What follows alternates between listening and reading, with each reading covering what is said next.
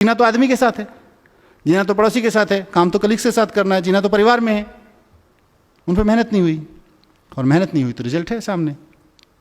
आज बंदूकें सिर्फ भारत पाकिस्तान बॉर्डर पे नहीं तनी हुई है, AK-47 घर घर में तनी हुई है, क्योंकि हमने वहां मेहनत नहीं की। और फिर हम कहते हैं इंसान ऐसा होता चला जा रहा है। होगा, बाय डिफॉल्ट होगा, क्योंकि जिस क्लासरूम में हम बच्चे को विनय क्या सिखाते हैं, वो विद्या ददाति विनयम का गीत रटाते हैं, उसी क्लासरूम में खड़े होकर हम बच्चे को कहते हैं कि you are one of the 40 and you have to be one of the best in the 40। आपको इन 40 बच्चों में सबसे पहले आके खड़ा होना है, और हर बच्चे को हम कह रहे हैं, और साथ साथ हम हर बच्चे को सिखा रहे हैं कि विद्या ददाति विनयम विनयादति पात्रता कहां से आएगी। कंट्राडिक्शन है हमारे कंटेंट में और हमारे प्रोसेसेस में। मैं इसलिए कह रहा हूं कि शायद इस फोरम पे रख के मैं इस बात को कह सकता हूं। आज अगर मैं किसी ऐसे स्कूल के सामने खड़े होकर ये बात करना चाहूं जिसके क्लासरूम में, एक क्लासरूम में 100 बच्चे बैठ के पढ़ रहे हैं, जिसके बच्चे अभी टाट पे बैठ के पढ़ रहे हैं, मैं शायद उसको नहीं कह पाऊंगा, क्योंकि उसको पहले मुझे उसकी वो प्रॉब्लम सॉल्व करनी है। पर कम से कम जिस फोरम में आज मैं खड़ा हूं, फॉर्चुनेट हूं मैं इस फोरम के साथ बात रखने के लिए कि मैं इन मुद्दों पे आपसे बात कर पा रहा हूं, कर सकता हूं, और आप शायद उस बात को समझ सकते हैं प्रायोरिटी से। आपके मन में जब मैं ये बात कह रहा हूं तो ये क्वेश्चन नहीं घूम रहा हम कैसे करें यार, हमको तो 150 बच्चे क्लास में बिठा के पढ़ाने पड़ रहे हैं, ऐसे ही होगा। हमारा कंटेंट बहुत कंफ्यूजिंग है। पूरे के पूरे स्कूल सिस्टम को एक नए सिरे से देखने की जरूरत है। जहां हम बहुत अच्छा डिलीवर कर पा रहे हैं, वहां हम अच्छी टीचिंग कर पा रहे हैं, अच्छा लर्निंग अभी नहीं है। लर्निंग नहीं है, उसका प्रमाण है कि किसी भी पढ़े लिखे आदमी के बारे में आप गारंटी नहीं ले पाएंगे कि ये आदमी जब सड़क पे गाड़ी चलाएगा तो ट्रैफिक रूल्स का वायलेशन नहीं करेगा। पढ़ाया तो था आपने, किसी एक एप्रोप्रिएट लेवल पे आके आपने ट्रैफिक रूल्स का चैप्टर पढ़ाया था, हाउ टू ड्राइव सेफ का चैप्टर पढ़ाया था, लेकिन लर्निंग नहीं हुई, सिर्फ टीचिंग हुई। ये उस बात का प्रमाण है। लर्निंग हो गई होती तो जिंदगी भर के लिए हो गई होती। 2+2 जिस वक्त आप लर्न करा देते हैं, 90 साल की उम्र में भी आदमी मरेगा तो 5 नहीं बोलेगा, 4 ही बोलेगा, 3.5 पे भी सहमत नहीं होगा, क्योंकि 2+2 आपने लर्न करा दिया। लेकिन ड्राइविंग के रूल्स, सेफ्टी के रूल्स आप लर्न नहीं कराते, आप टीच करते हैं। There is a basic difference between teaching and learning, और वो हम सोसाइटी में देख पा रहे हैं। सोसाइटी इंजीनियर्स मांगती है आपसे एक स्कूल के रूप में, आपसे डॉक्टर्स मांगती है, अच्छे अच्छे प्रोफेशनल्स मांगती है, लेकिन वही society, that's why I said, मैं स्वार्थ के तहत आया हूं आपके पास में। ये मेरा स्वार्थ है, जिस सोसाइटी को मैं रिप्रेजेंट कर रहा हूं, मैं एक बहुत छोटे से हिस्से को उसका रिप्रेजेंट कर रहा हूं, लेकिन एक एजुकेटर से, एक प्रिंसिपल से, एक टीचर से, एक मैनेजमेंट ऑफ एजुकेशन से, एक एजुकेशन मिनिस्टर से अगर मैं इस तरफ आके खड़ा हो जाऊं, ये सोसाइटी वो कंटेंट मांग रही है आज कि साहब हमने 2.5 साल का अपना बच्चा आपको दिया, आपको उसको फिजिक्स पढ़ाना है, फिजिक्स पढ़ाइए, केमिस्ट्री पढ़ाना है, केमिस्ट्री पढ़ाइए, लेकिन जब वापस दें तो एक अच्छा स्किल्ड आदमी भी हो, लेकिन एक आदमी भी अच्छा हो। उसमें अभी हम फेल हैं। क्या कर रहे हैं हम लोग? गीता रटा रहे हैं। अंडरलाइन कर लीजिएगा, गीता पढ़ा नहीं रहे, रटा रहे हैं। हम वैल्यू एजुकेशन पढ़ा रहे हैं, वैल्यू ऑफ एजुकेशन नहीं पढ़ा रहे हैं। वैल्यू एजुकेशन के नाम पर कुछ घटनाएं मेरे साथ घटी हैं। अपने घटना, मैं एक क्लासरूम में गया, वहां मैं संयोग था, गांधी जी ने सफाई के बारे में क्या कहा है ये पढ़ाया जा रहा था। Obviously it was a government school, और उस कमरे में जाले लगे हुए थे। जिन डेस्क पर बच्चे नहीं बैठे हुए थे, उन डेस्क को सुबह किसी ने साफ नहीं किया था, और कमरे की बाकी हालत क्या होगी आप अंदाजा लगा सकते हैं। और हम गांधी जी के 3 चैप्टर पढ़ा के, गांधी जी के 3 सिद्धांत पढ़ा के कि गांधी जी के सफाई के बारे में क्या सिद्धांत थे, उस बच्चे को पासिंग मार्क्स देंगे जब वो कॉपी में लिख देगा, और हम अपनी तीसरी कर लेंगे कि हमने तो सिखा दिया था सफाई, अब हम नहीं आई तो हम क्या करें। हम फॉर्मेलिटी कर रहे हैं पढ़ाने के नाम पे, वहां पे खड़े होके।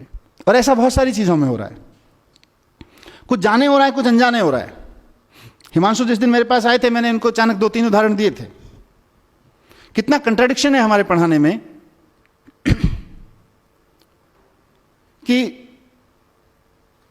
हम लोग आप सब लोग पढ़ाते हैं, अगर स्कूल में नहीं पढ़ाते हैं तो बच्चे की जिंदगी में कहीं ना कहीं और से आती है। 360 डिग्री देख सकते हैं। सिंड्रेला की कहानी हम सब लोग पढ़ाते हैं, या सिंड्रेला जैसी कोई और कहानी हम सब लोग पढ़ाते हैं। एक लड़की थी, बहुत खूबसूरत थी, उसका अफेयर था राजकुमार से, या वो राजकुमार को चाहती थी, फिर वो सुंदर नहीं रही किसी कारणवश, उसको कोई श्राप मिल गया, जो भी घटना घटी, दुर्घटना घटी, फिर उसके खराब दिन शुरू हो गए, फिर कुछ अच्छी घटना घटी, वापस उसको सुंदरता मिल गई और वापस उसको राजकुमार मिल गया। यहाँ कहानी खत्म हो जाती है। हमने अच्छा सोचा होगा कुछ, एक अच्छा वर्ड्स का, अच्छा ग्रामर का, अच्छा क्राफ्ट ऑफ सम, अच्छे राइटअप का क्राफ्ट क्या होता है, एक visualization of in that appropriate age learning पे क्या होता है, उन सब के बारे में सोच के कहानी इंट्रोड्यूस की। लेकिन उस कहानी का अंतर क्या पड़ा, उस कहानी का इम्पैक्ट क्या पड़ा बच्चे पे? उस कहानी का बच्चे पे इम्पैक्ट पड़ता है कि इस दुनिया में जीने के लिए सबसे पहली जरूरत है सुंदर दिखना, और सुंदर दिखने के लिए भले ही फेयर एंड लवली लगानी पड़े या किसी के ऊपर तेजाब फेंकना पड़े। आप सोच के देखिए कि आप ही के स्कूल में पढ़ने वाली एक सामान्य सी लड़की, जो मे बी कहीं ऐसे इलाके से या ऐसी परिवार से आती होगी जहां नाक नक्श उतने सुंदर नहीं है जिनको हम अभी सुंदरता की परिभाषा में बैठ के उस कहानी में गढ़ते हैं, उस पर क्या बीतती होगी, उन पर क्या बीतती होगी जिन, और माने यहीं से एक बड़ा सोशल डिवाइड शुरू होता चला जाता है। हमने जानबूझ के नहीं किया, ये अनजाने में हो रहा है हमसे, पर इस जैसे कितनी घटनाएं हम नहीं कर रहे हैं। और हम एक हिंदी में विलोम शब्द पढ़ाते हैं। हम विलोम शब्द पढ़ाने में क्या बोलते हैं? स्त्री का उल्टा पुरुष का विलोम, आकाश का विलोम धरती, धरती का उल्टा आकाश, दिन का उल्टा रात, रात का उल्टा दिन। मैं इस फोरम से सारे एजुकेटर्स बैठे हुए हैं, पूछना चाहता हूं कि ये तीनों उदाहरण जो मैंने लिए, धरती का उल्टा आकाश, दिन का उल्टा रात, स्त्री का उल्टा पुरुष, ये एक दूसरे के उल्टे हैं या प्रकृति में एक दूसरे के कॉम्प्लीमेंट्री हैं, एक दूसरे को पूर्ण करते हैं, पूरकता में हैं? अगर नेचर के फाइबर में खड़े होकर देखेंगे, तो फैब्रिक में खड़े होकर देखेंगे, तो ये एक दूसरे का ताना बाना है, एक दूसरे को पूरा करते हैं। लेकिन क्योंकि हमको बच्चे को ग्रामर पढ़ानी थी, क्योंकि हमारे पास में शायद विलोम शब्द पढ़ाने के लिए उससे बेटर एग्जाम्पल नहीं था, तो हमने अपने, माफ कीजिएगा मुझे ये कहने के लिए, मूर्खताओं के चलते कुछ उदाहरण बच्चों के सामने रख दिए और वो जिंदगी भर उसके माइंड में लॉक हो गए। नौकर का उल्टा मालिक, मालिक का उल्टा नौकर। अब जिंदगी भर मालिक और नौकर उल्टे बने रहेंगे। आप ब्यूटी देखिए कि मालिक और नौकर तो एक दूसरे के कॉम्प्लीमेंट्री हैं उस सिस्टम में, पर क्या आपके स्कूल में, मेरे स्कूल्स में, मैं एजुकेशन मिनिस्टर हूं, आज मैं खुद जिम्मेदारी के साथ ये बात करना चाहता हूं आपके साथ। दैट्स व्हाई आई सेड कि I am not here just for this lecture. मेरे अंदर कुछ दुख है बहुत सारी चीजों को लेकर, कुछ पीड़ा है, दुख का मतलब पीड़ा है। उस पीड़ा का समाधान शायद हम और आप दोनों मिलकर निकाल सकते हैं, इसलिए मैं आपके पास आया हूं। मैं सिर्फ यहां हिमांशु भाई या डिंगरा साहब के कहने पे एक आधा घंटे आपसे बात करके लेक्चर देके जाने के लिए नहीं आया हूं। मैं शायद एक नई शुरुआत करने के लिए आया हूं इस देश के पैन इंडिया फैले हुए एजुकेटर्स के साथ में। क्या हमारे स्कूल्स में कहीं कॉम्प्लीमेंट्री को समझने का कोई चैप्टर है, ताकि बच्चा ये जान सके कि ये तो सब एक दूसरे का कॉम्प्लीमेंट्री है? How beautiful.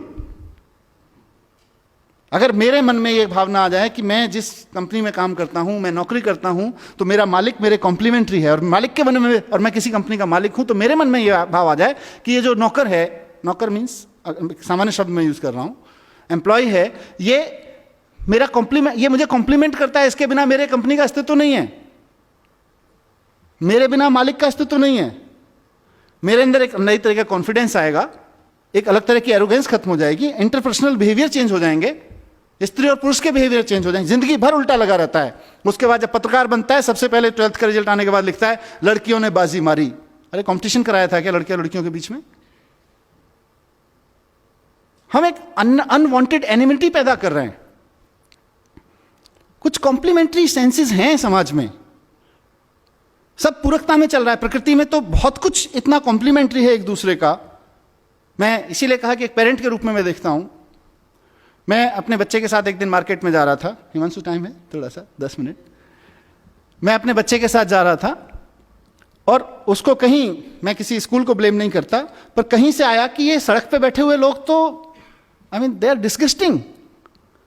उसने मुझे कुछ ऐसा, ही was 6 years old that time,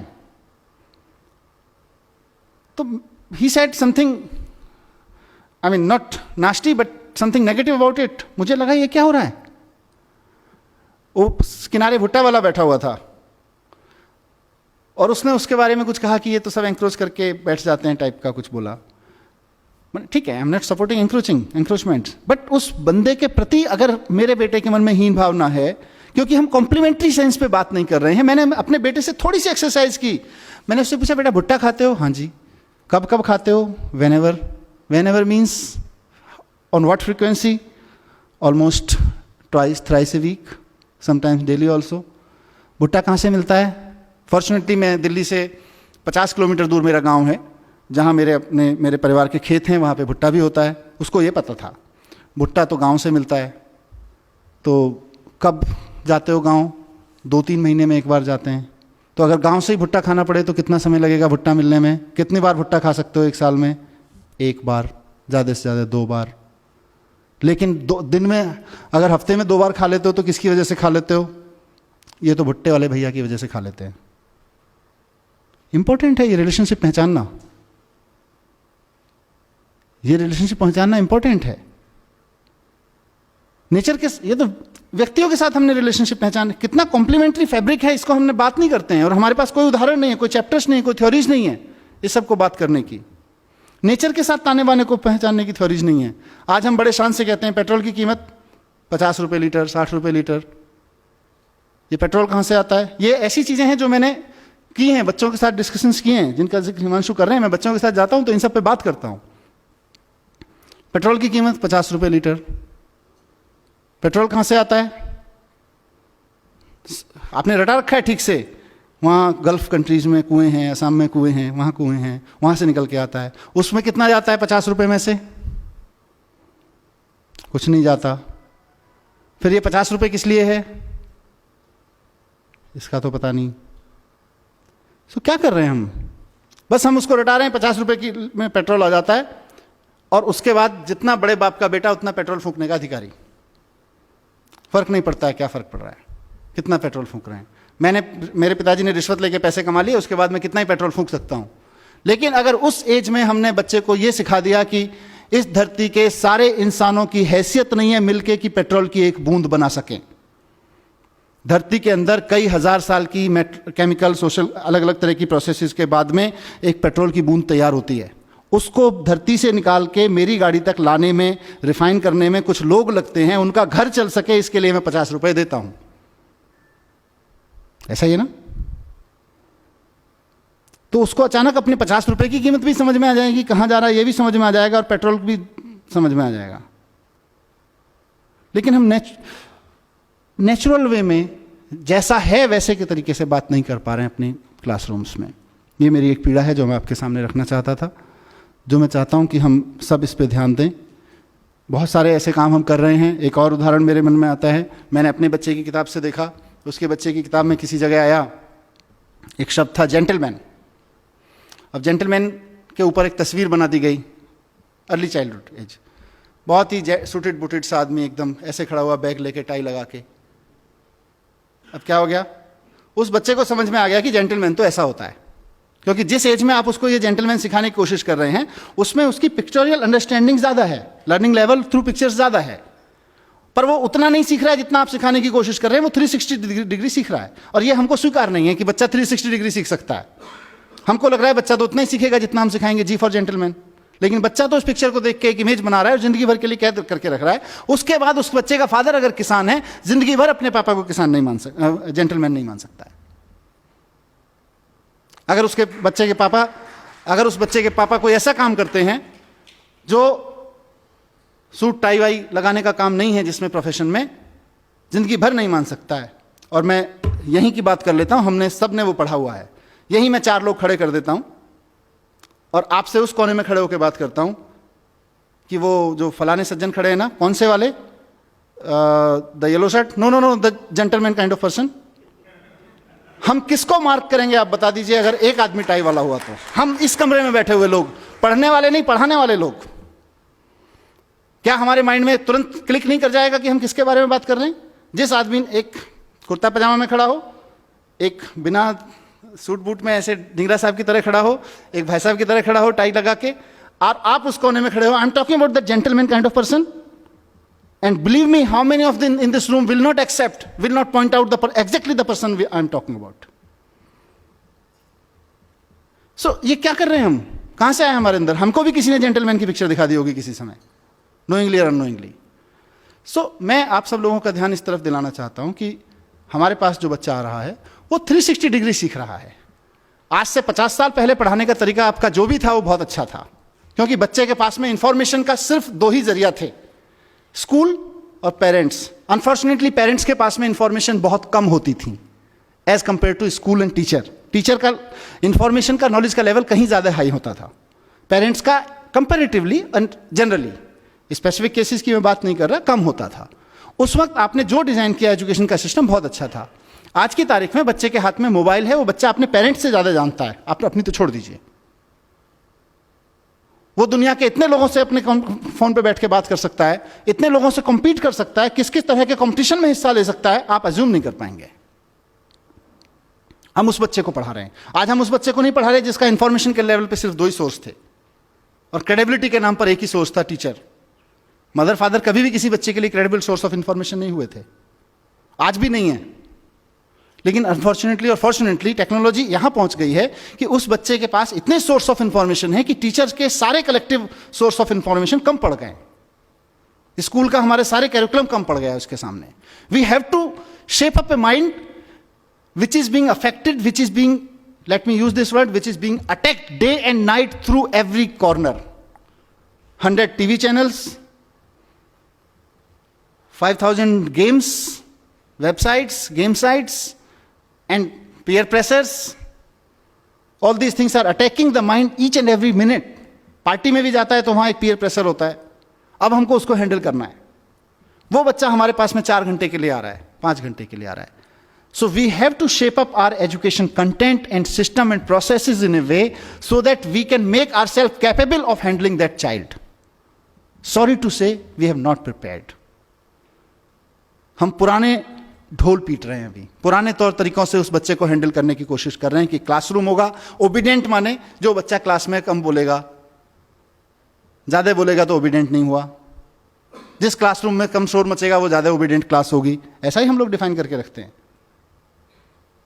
Keep quiet is the definition of being obedient. तो ये हमारे पुराने तरीके किसी समय अच्छे रहे होंगे जब इवॉल्व हुए, आज नहीं है।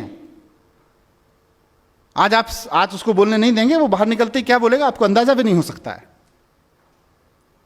और इसी का नतीजा है कि एक नई जनरेशन हमारी क्रिटिकल पैदा नहीं हो रही है। क्यों मैं ये बात कर रहा हूं? मेरे को कोई शौक नहीं है पढ़ाने का। मैंने कहा मैं तो एजुकेशनिस्ट नहीं हूं और मेरा एजुकेशन प्रोफेशन भी नहीं था।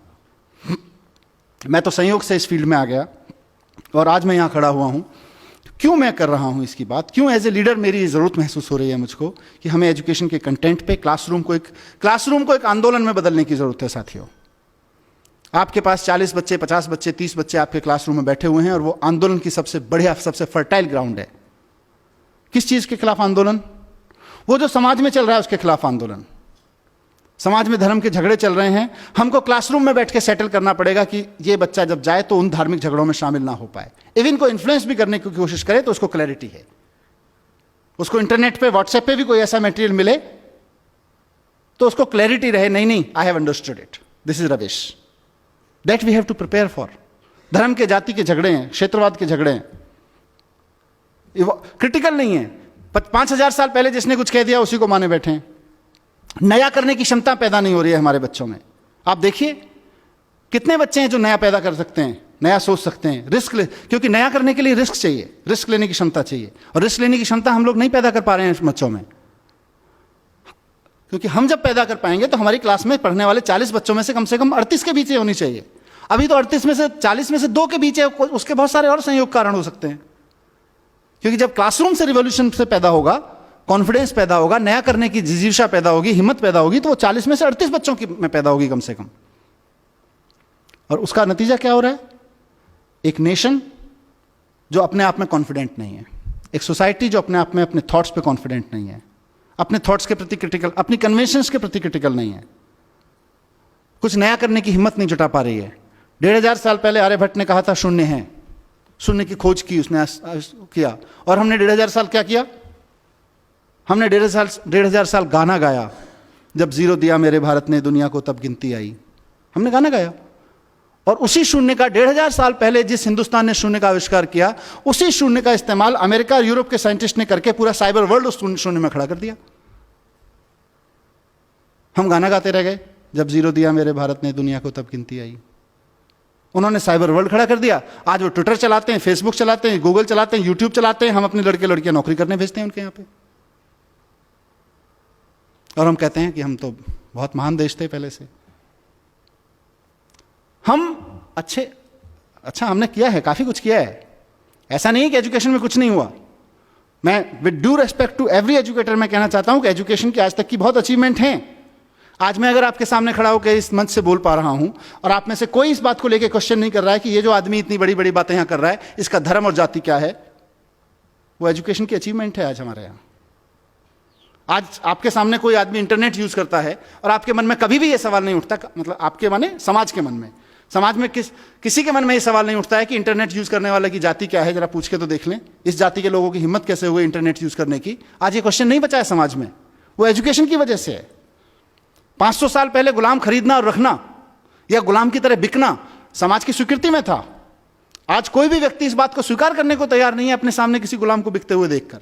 खुद के लिए गुलाम होकर बिकना या खुद के लिए गुलाम खरीदना तो अलग छोड़ दीजिए, ये एजुकेशन की अचीवमेंट है। लेकिन जहां नहीं पहुंचे वहां का चर्चा करना जरूरी है। जो छूट गया एजुकेशन से वो बहुत क्रिटिकल है और वो बहुत स्लो है। इसीलिए मैंने कहा हम अतीत के गुणगान में बहुत लग गए हैं। हिंदुस्तान की सबसे बड़ी प्रॉब्लम यही है कि हम अतीत का गुणगान बहुत करते हैं। हमारे यहां आर्यभट्ट हुए थे, अरे सर जी आर्यभट्ट हुए थे, उसके बाद हमने क्या किया? आर्यभट्ट तो होके चले गए। मुझे कई बार लगता है कि अगर आइंस्टाइन हिंदुस्तान में पैदा हुए थे तो हिमालय में एक मंदिर बना देते हम लोग उसका, और समझा रहे होते अपने बच्चों को 14 कोस की परिक्रमा है, सीधे चले जाओगे, पेट के बल लेट के जाओगे तो जल्दी साइंस समझ में आ जाएगी। पैदल जाओगे तो इतने दिन लगेंगे साइंस समझने में, हेलीकॉप्टर से चले गए तो इतने दिन लगेंगे साइंस समझने में। मैं किसी धर्म और किसी मान्यता का अपमान नहीं करना चाहता हूं, उनकी सबकी एक साइंस है। हमने अपनी साइंस के चक्कर में वो साइंस भी खो गई। हम सिर्फ 40 रट रहे हैं, आइंस्टाइन 40, आर्यभट्ट 40, और हम 40 का देश बन गए हैं। हम नया सोचने की क्षमता खत्म कर दी है। तो मैं इस सभा के माध्यम से, जैसा मैंने शुरू में कहा कि एक बहुत बड़ा स्वार्थ मुझे यहाँ पे खींच के लाया है, और मेरा वो स्वार्थ है साथियों, मेरा एक सपना है कि इस देश की पॉलिटिक्स में एजुकेशन एक बड़ा मुद्दा बने। इस देश की सोच में एजुकेशन एक बड़ा मुद्दा बने। मैं एक ऐसे दिन का सपना देख रहा हूं कि हमने बड़े बड़े तरह के इलेक्शन देखे हैं। हम आ गए तो गरीबी हटा देंगे, हम हटा गए तो हिंदुओं को राज दे देंगे, हम आ गए तो मुसलमानों को राज दे देंगे, हम आ गए तो सिख इनका ये कर देंगे, उनका ये कर देंगे। हमने अलग अलग तरीके के अलग अलग रीजनल विज़ावी नेशनल इलेक्शंस में अलग अलग मुद्दे देखे हैं। मैं चाहता हूं कि इस देश में इस बात पर डिबेट हो और पॉलिटिकल पार्टीज आके खड़ी हों और कहें कि अगर हम आ गए तो हम एजुकेशन को यहां लाके खड़ा करेंगे, उस पर इलेक्शन लड़े जाएं। गलत सपना तो नहीं देख रहा जी? इस सपने को मैं अकेला नहीं सच कर सकता, इस सपने को मैं आप जैसे लोगों के साथ मिलकर सच कर सकता हूं। इस सपने को सच करने के लिए मुझे क्या मतलब, हमें एज ए नेशन हम लोगों को एक बहुत बड़ी डिबेट की जरूरत पड़ेगी, बहुत बड़े डिस्कोर्स की जरूरत पड़ेगी। जो अलग अलग डिस्कोर्सेज में उलझे हुए लोग हैं, फंसे हुए लोग हैं, उनको सबको लाके इस प्लेटफॉर्म पे, इस पैराडाइम पे लाके खड़ा करने की जरूरत पड़ेगी। आइए बाद में बात कर लेंगे तुम्हारे धर्म के झगड़ों के बारे में, आइए पहले एजुकेशन के बारे में बात करते हैं। बाद में बात कर लेंगे तुम्हारे फालतू के झगड़ों के बारे में, आइए पहले एजुकेशन के बारे में। एजुकेशन के कंटेंट से लेके उसके पर्पस तक पे बात करनी पड़ेगी। उस सब के लिए एक बड़े एजुकेशन रेवोल्यूशन, एक बड़े एजुकेशन के आंदोलन की जरूरत है, जो क्लासरूम में भी चलेगा। क्योंकि सबसे बढ़िया चीज इसमें यह है कि आपके पास में जंतर मंतर सजा हुआ है।